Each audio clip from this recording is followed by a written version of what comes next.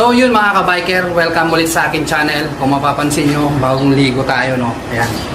So kaliligo ko lang at merong dumating dito. Sakto, may vlog na natin. May dumating dito na TMX 155. So dinala sa akin, taga rito lang sa amin, kakilala. Para lang pagkakabili nila dito, hindi nila mapailaw. Ang gagawin natin ngayon, TMX 155 na platino na tinatawag nilang contact point. Ayan. So wala nang paligoy-ligoy pa, mag-start na tayo. Ang problema nito mga ka-biker, hindi nila mahanap yung linya ng ilaw dito.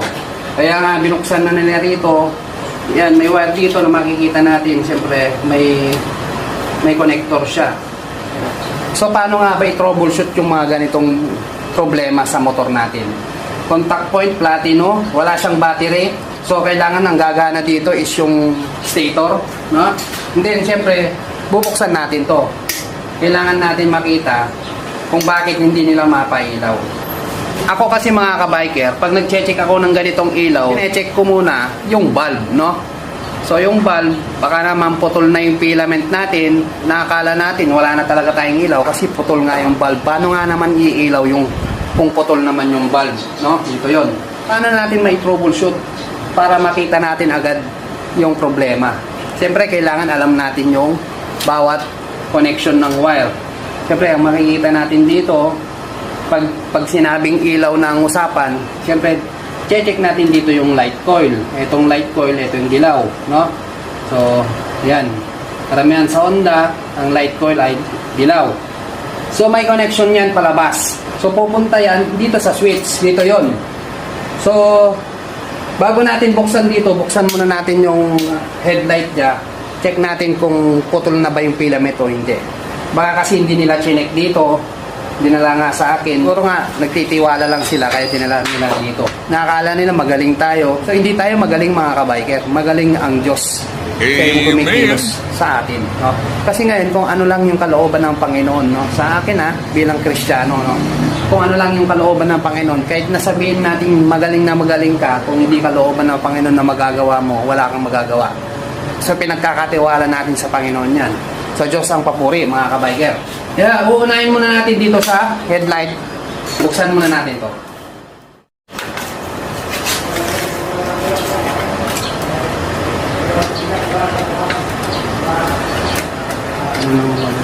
Ayos nila kanina, kaya binalik na nila ng ganyan. Sinundan daw lang nila yung blue, white kung saan nakakonekta, no? So, tutukan natin mga kabayan. Ayan, kung mapapansin nyo, ito na. Ito yung ground. Siyempre, ito yung high, yung low. Ito yung white, yung low. So, may connection dito. Itong red. Saan nga ba ito? Okay, susundan natin. Ayan, no? Wala na siyang mga connection. So, check muna natin yung bulb.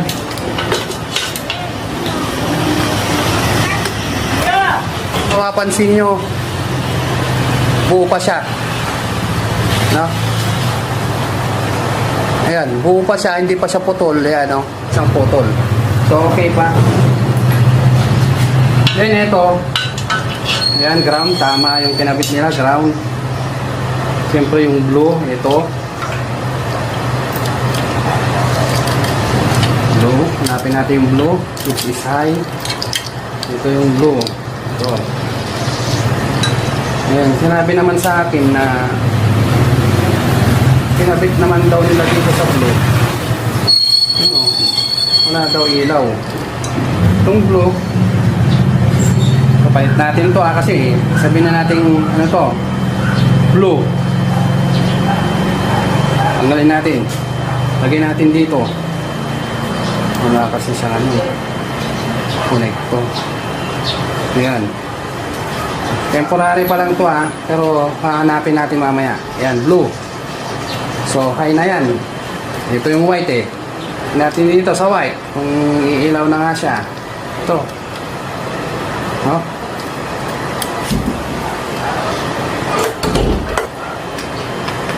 Balik natin. Bulbil niya. Kailangan tama yung pagkakabalik natin. Ayan. Hindi. Ayaw mo alambre. Para hindi tayo mahirapan, lagyan natin ang alambre.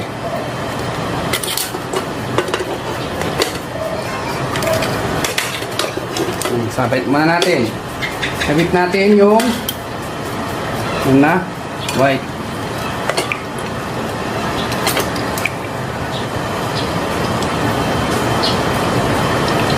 Ayan. Hintayin yung blue. Kanina yung blue. Ayan. Kukonekto ka rito.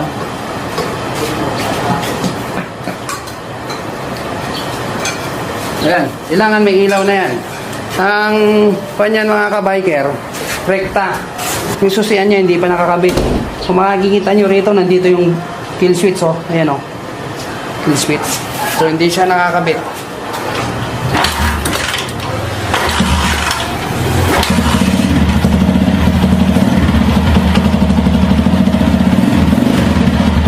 So, sisindi ko. Ayan. So, walang ilaw. Ayan. So, yung sindihan niya. Ayan. Wala. Kailangan meron, no?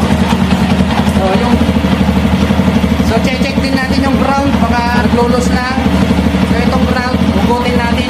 Ikabit natin dito. Wala pa rin, no? Nakakabit na yung blue. Ayan yung blue.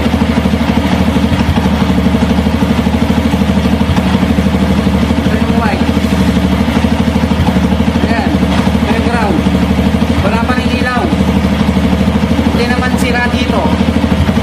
Papatayin muna natin. Natin sa ground. Ayan. So, itong kill switch, dinikit ko sa ground. Patay. Makina. Mga ka-biker, ang tatanggalin natin to. Sisilipin natin to kung ano yung jumper wire niya to. Subuksan natin dito. Dalawang tornilyo. Papuntang switch.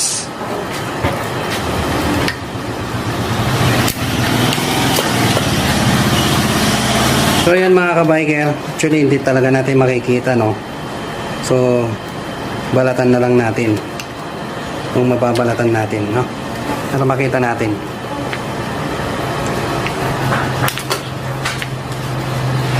Ngayon yung wire, angat natin. Dito natin angat.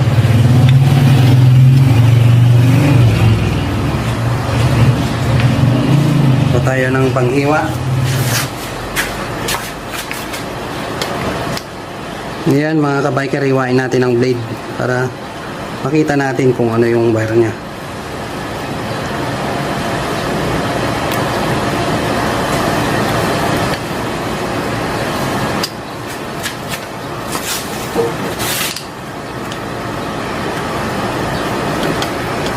Sisilipin lang naman natin eh, hindi na natin siya tatanggalin.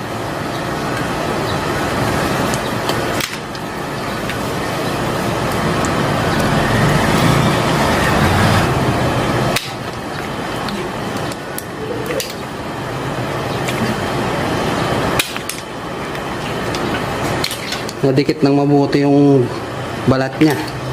Ayan. So meron siyang 4 na wire. Kung mapapansin nyo, itong nabalatan ko, ayan, napuruhan ko, no, brown. Itong sa ibabaw yellow, and then nung sa ilalim makikita nyo white tsaka red, and then brown tsaka white, no. So yung brown sa tail light, yung brown white sa park light. So kung hindi ako nagkakamali, baka magkabaliktad kasi, no.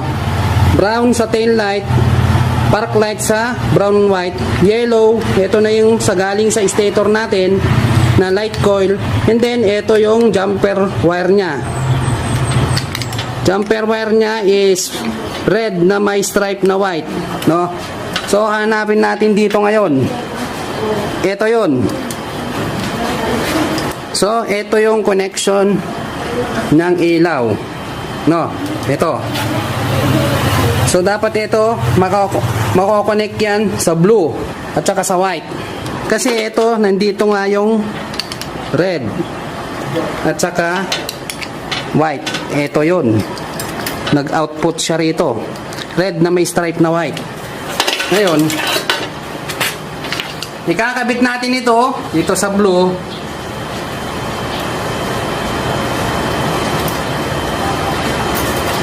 Ayan, sa blue. Ayan, nakakonekta yan dito. Tama? Kasi ito, pinano na nila eh. Pinapit na nila ito eh.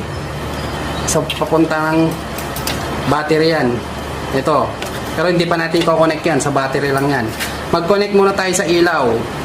Kasi sa stator drive natin kukunin. So, ito, sabihin na natin white.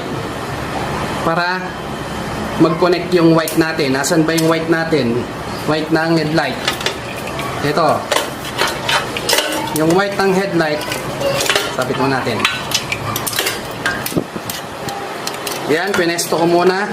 So, itong white, dito muna, no?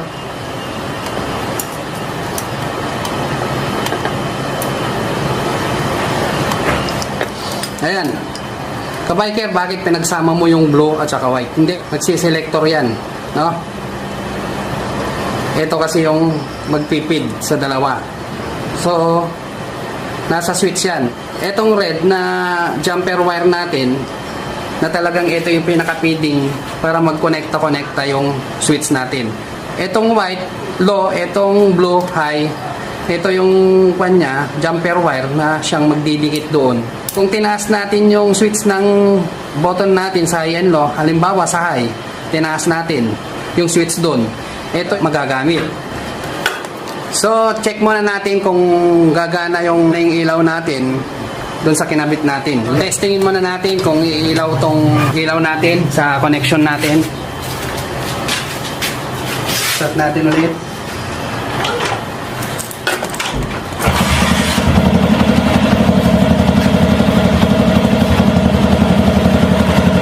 Switch natin. Wala pa rin, no? So, yan, wala pa rin, no, mga kabiker. Pero tama naman yung connection natin. So, check naman natin tong ground. Baka naglulus lang. I-direct natin sa metal part. So, ito yung ground. Tapos, direct natin dito sa telescopic. Ayun, dito. Meron siya. Ayan. So, meron na siyang connection. Ayan. So, ito yung green ground, mga kabiker. Itong part na to, ididikit ko. So, wala. Ito, ground dito, walang connection. Ayan, o. Eh, dito nakakabit yun.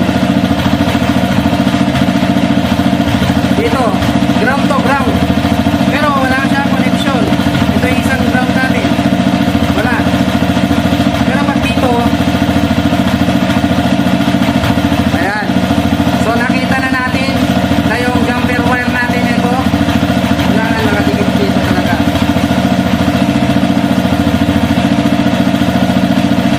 So, ayan. May ilaw na tayo. Ang ayusin na lang natin yung switch natin. Baka naglulos o ano. Kung check nyo lagi yung ground. Ayan, o. Dito sa metal part. Start ko na siya.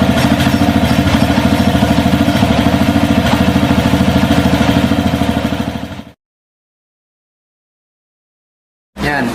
So, tatlo yan. Kung ito yung switch, ito yung high, ito yung low, ito yung red wire. Halimbawa, nakaganyan. Pag nasa switch natin to doon sa selector switch natin, pag nilipat niya ito, ang kukonekta itong high at saka yung feeding. Ito naman sa kabila, ang magkukonekta yung low. So, ganun lang kasimple yung explanation niyan at troubleshoot. Kita niyo naman, hindi na tayo gumamit ng test light. Basta't alam natin yung connection ng mga wire nito, katulad niyan, binalatan natin para makita natin kung ano yung ginamit na jumper wire. Sa akin na lang yun, mga kabiker, tawag ko dun. Sa mga Rossi 125, makikita yun sa mga Rakal, same kasi ng Honda yan. Ang ganitong jumper wire nila, makikita nyo, blue-white. Na akala mo pulser, no? So, baka magkamali sila. May lumabas dito, kulay blue-white. ay pulser yun, galing sa stator yun, mali yun. Galing lang dito, ginamit lang. Kaya nagkaroon ng ganun para mag-connecta yung switch natin. Tinatawag kong jumper wire to, ito yung feeding wire na siya yung nagpo-connect sa mga switch para magkaroon ng supply itong ilaw. So kailangan alam din natin yung connection ng bawat wire. So yun lang mga kabiker, shoutout na tayo. Shoutout kay Edgar Duman, yan yung first shoutout natin. Shoutout din kay EF. Shoutout din kay Eder Concepcion. Shoutout kay Antonio Jorduela. Shoutout din kay Lan Lacson Alcornera. Shoutout din kay Vic Jimenez. Shoutout din kay Godfrey Valiente Gumalway. Siya na yun. And then yung panghuli, shoutout kay Edward Segundo. So kung bago lang kayo sa aking channel, marami po tayong tutorial sa ating channel. Visit nyo lamang po Chris Custom Cycle. At huwag nyo na rin kalimutan mag-like, share, and subscribe. No?